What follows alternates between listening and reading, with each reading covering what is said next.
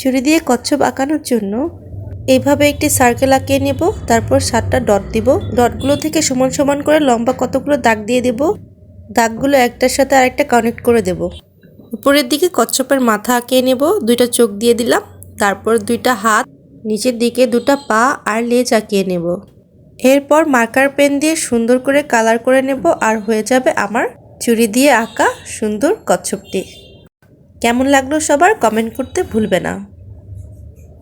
4 দিয়ে ঘুড়ি আঁকানোর জন্য আমি বড় একটি 4 এঁকে নিলাম। তারপর উপর থেকে একটি দাগ দিয়ে নিচে কানেক্ট করে দিলাম। নিচে থেকে আরো 2টা দাগ দিয়ে একসাথে কানেক্ট করার পরে ঘুড়িটা লেজ আর সুতা এঁকে দিলাম।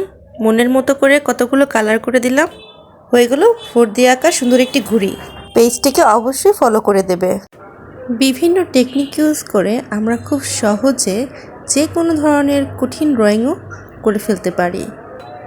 যেমন এখানে 4 ধরনের গাছ আঁকে ফেললাম খুব সহজ টেকনিক ইউজ করে। বিভিন্ন টেকনিক ইউজ করে ড্রয়িং শিখতে হলে আমার চ্যানেলটিকে সাবস্ক্রাইব ও ফলো করবে।